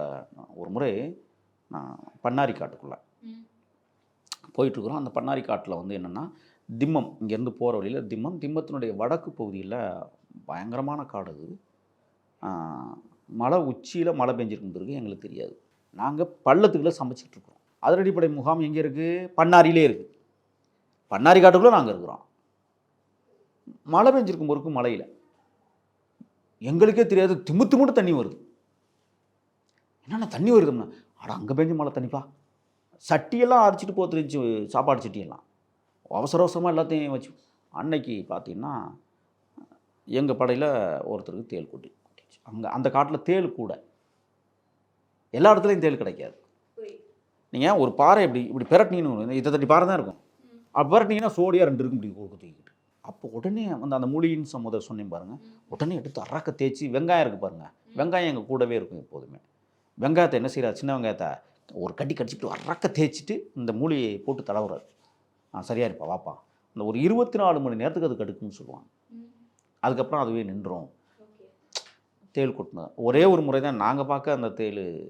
அதே மாதிரி இப்படி நடந்து போயிட்டுருக்குறோம். சிக்கரசம்பாளையம்னு ஒரு இடத்துல இரவில் நடந்து போகிறோம். அப்படி போகும்போது பார்த்தீங்கன்னா மலைப்பாம்பு மரம் மாதிரியே கிடக்குது, எங்களுக்கு தெரியல. அப்போ அந்த இடத்துல வச்சு அடிச்சுட்டு 2ஆக்கிட்டு தான் போகிறாரு. அப்படியே அது அடித்து அது எந்திரிச்சு குதிச்சதை நான் அன்னைக்கு தான் நேரில் பார்த்தேன், அந்த இரவுலையும் கூட. அப்படியே ரத்தம் அப்படியே ஓடி வாங்கப்பா. ஏன்னா வீரப்பனார் படை ஒரு விஷயத்துக்காக போகும்போது கிழக்கிலிருந்து மேற்கு நோக்கி நல்ல பாம்பு போகக்கூடாது, போனுச்சுன்னா முடிச்சு விட்டுருவாங்க. அந்த நம்பிக்கைகள் அவருக்கு நிறைய இருந்தது. நிறைய, அதாவது என்னென்னா சோழி உருட்டுவார். சோழின்னா உங்களுக்கு தெரியும், முத்து போட்டு பார்ப்போம். ஆமாம் ஆமாம். அதில் ஒத்தப்படம் வந்தால் தான் வெற்றிம்பார், ரெட்டப்படம் வந்தால் தோதுன்னு தலையிலே அடிச்சுக்கிடுவார். நீங்கள் கெவுளி சத்தம்னு சொல்லுவாங்க, பள்ளி கத்துற சத்தம். தெற்குப்புறம் கத்துனா தான் அது நல்ல சகுனம், வடக்குப்புறம் காத்துச்சுன்னா போட்டுட்டு தட்டை போட்டுட்டு அடிப்பார். அதே மாதிரி ஆத்தா குறி சொல்லிடுச்சு அப்படிம்பார். இரவில் தூங்கும்போது டபக்குன்னு எந்திரிச்சு உட்காந்துக்கிட்டு இருப்பார். என்னன்னா அப்படின்னா தேவதா குறி சொல்லுதுப்பா அப்படிம்பார். ஒரு முறை அவர் வந்து கண்ட கனவுல ஒன்று முக்கியமான கனவை நான் சொல்லணும்னு நினைக்கிறேன். வெள்ளித்திருப்பூர் காவல் நிலைய தாக்குதலுக்கு பிறகு ஜேபி என்கிற ஜெயபிரகாஷ் அண்ணா, சரவணன், அந்த 2 பேர், அந்த வெள்ளித்திருப்பூரில் துப்பாக்கியில் தோட்டா இழுத்து விட்டான் பாருங்க, சரவணன். ஆமாம் ஆமாம். அவங்க 2 பேரும் காட்டை விட்டு வெளியில் வர்றாங்க. சரவணன் பிறகு ராஜாராமோடு இணைந்து ஈக்காட்டு தாங்கல் பாலத்தில் வச்சு என்கவுண்டர் பண்ணாங்க காவல்துறை. அப்போ வந்து இந்த 2 பேரும் காட்டை விட்டு வெளியில் போகிறாங்க, சில தேவைகளுக்காக அனுப்புகிறாங்க. ஒரு 2-3 நாள் கழித்து தூங்குறாரு. தூங்கிட்டு என்ன தூங்க போகிறாரு, கருப்பீங்க வா, என்னென்ன 2 பல்லு விழுந்தது மாதிரி கனவு கண்டேன், என்னன்னு தெரியலை, வெளியில் போனவோ கொஞ்சம் எச்சரிக்கையாக இருந்தால் தேவைன்னு தோணுதுப்பா அப்படின்னாரு. சாயங்காலம் செய்தி கேட்குறோம், ஜெயபிரகாஷ் சரவணன் கைது செய்யப்பட்டார், வீரப்பனை முக்கிய. அப்போ தான் தமிழ் தேசிய மீட்சி படை வீரப்பனாட்டை இருக்கிறதே வெளி உலகத்துக்கு தெரிய வருது. இந்த 2 பேர் பிடிபட்டாங்க. நான் சொன்னலப்பா 2 பல்லு விழுந்துச்சுன்னு சொன்னேன், முடிஞ்சிச்சா அப்படிம்பார். அதே மாதிரி இருக்குது பாருங்கள், இங்கே வந்து உட்கார விட மாட்டார். இங்கே வந்து உட்காந்துச்சுன்னா அன்னைக்கு ஏதோ அசம்பாவிதம் நடக்க போகுதுன்னு அர்த்தம். அந்த அப்படிம்பார், பிடிச்சிருவார், நசுக்கிடுவார், தப்பிக்க விட மாட்டார். இந்த மாதிரி சின்ன சின்ன அதே மாதிரி ஆள்காட்டி குருவி அங்கே நிறைய இருக்கும். இப்போ நம்ம ஒரு இடத்துல தங்கியிருக்கிறோம், நம்மளை பார்த்துட்டு நம்மகிட்ட கத்தும், அப்படியே கிட்டத்தில் வந்து இப்படி குதிச்சு அப்படி மேலே எந்திரிச்சு காணும் கற்றுக்கும். நம்மகிட்ட கற்றுனா அந்த குருவி வெளியில் யாராவது வந்தாலும் காட்டி கொடுத்துரும், அங்கே கத்தும். அப்போ என்ன செய்வான், அப்படியே யோசிப்பார், அங்கே கத்துதே, யாரோ வர்றாங்களோ அப்படிம்பார். உடனே எல்லாரையும் நிற்க வச்சுக்கிட்டு ஒளிஞ்சு போவார் சேத்துக்குழி, யாருன்னு பார்க்கறது. பார்த்தா ஒன்று காட்டுவாசி வேணாலும் வருவான். இந்த ஆள்காட்டி குருவிங்கிறது காடுகளில் ரொம்ப ரொம்ப ரொம்ப ரொம்ப முக்கியமான, சரியாக சொல்லிடும், அதை பெருசாக நம்புவாங்க ஆள்காட்டி குருவினுடைய ஒரு விஷயத்தை. அதே மாதிரி இன்னொரு செய்தி என்னென்னா, புராணங்களை நிறைய நம்புவார். அர்ஜுனன் தவசுக்கு தெரியுமாப்பா, நம்மளுக்கெல்லாம் அது என்னன்னே தெரியாது, அவர் சொல்லிகிட்டு இருப்பார் உட்காந்துட்டு. அதில் இந்த மாதிரி இருப்பா, அது அறிவியலுக்கு ஒவ்வாத சில கருத்துக்கள் இருக்கும், அதை முக்கியத்துவப்படுத்துவார் உட்காந்துக்கிட்டு. அது ஒத்தே வராது, ஆனால் அவர் நம்புவார். மூட நம்பிக்கைகள்னு எடுத்துப்போமா? மூட நம்பிக்கை தான் அவருக்கு அதிகமான. இப்போ நீங்கள் ஒரு ஆயுதத்தை தூக்கி வச்சுக்கிட்டு 108 சாமியை வந்து வணங்குவார். எடுத்தோடனே வனதேவதையேன்னு ஆரம்பித்து கடைசியாக முடிக்கும் போது வனதேவதையேன்னு முடிப்பார். டெய்லி பண்ணுவார். நாங்கள் கிண்டல் பண்ணிகிட்டு இருப்போம், இன்றைக்கி எந்த தேவதை வந்துருச்சுன்னு தெரியல அப்படிம்பார். இங்கே ஒரு தேவதையும் எங்கள் கண்ணால் பார்க்க முடியல அப்படிம்போம், நாங்கள் நக்கல் அடிக்கிறது. அவர் அதெல்லாம் கண்டுக்கவே மாட்டார். அவர் வேலையை சரியாக செய்யணும்னு நினைக்கிறேன். மூட நம்பிக்கையில் திளைச்சி இருந்தார் அவர், எப்போதுமே நம்புவார். அது அதுக்கு நிறைய எடுத்துக்காட்டு நம்மளால். அதான் சொன்னேன், இந்த கெவுளி சத்தமெல்லாம் வந்து அளவுக்கு அதிகமாக நம்பினார். ஆனால் அதெல்லாம் வந்து நம்ம நம்பலை, ஆனால் அவர் நம்பிக்கைக்கு அது பாத்தியமாக இருந்தது. அவர் நம்பினார்னா அது நடக்குது, அதனால் நம்பினார். அப்போ சோழி உருட்டும் போது என்ன செய்வார்னா, உருட்டிக்கிட்டே இருப்பார், எண்ணுவார், இப்படி எண்ணிட்டு தான் முடிவு எடுக்க மாட்டார். கோயந்தா யா 3 தடவை ஒத்தப்பட, அதை முடிச்சு விட்ருவோமா அப்படிம்பார். என்ன முடிக்கிறாங்கன்னு நம்மளுக்கு தெரியாது, முடிச்சதுக்கு பிறகு தான் நம்மளுக்கே தெரியும். இந்த மாதிரி ரொம்ப யாரையுமே வந்து இதை செய்ய போகிறோம், இது நடக்க போகுது சொல்லவே மாட்டாங்க. நடந்ததுக்கு பிறகு தான் நம்மளே தெரிஞ்சுக்கணும். இங்கே இந்த மாதிரி அனுகூலங்கள்லாம் வந்து சாதாரண விடயமாக காடுகளில் 36 வருஷம் ஒரு மனுஷன் காட்டுக்குள்ளே வாழ்ந்திருக்கான். அவனுக்கு உணவு எங்கேருந்து கிடச்சிருக்கும், யாரெல்லாம் உதவி பண்ணியிருப்பாங்க, எப்படியெல்லாம் அந்த மனுஷன் தன் வாழ்க்கையில், அதாவது பூதிப்படுகா என்கிற இடத்துல இருந்து தப்பிச்சு வருகிற போது 6 நாட்கள் காட்டுக்குள்ளே கலந்த கலாக்காயையும் விளாங்காயையும் தின்னுவிட்டு ஓடுகிற தண்ணியை குடிச்சுக்கிட்டே வந்து நல்லூர் வந்த சேர்ந்த கதை. வாழ்க்கையில் அவர் இறக்குறவரை மறந்துருக்க மாட்டார்னு தான் நான் கருதுறேன். ஏன்னா அவரே அதை சொல்லி அழுவார். அப்படியெல்லாம் அவன் பேண்டு சட்டையெல்லாம் கிழிஞ்ச நிலையில் தான் வந்திருக்கிறார், ஓடி தப்பிச்சு வந்தது.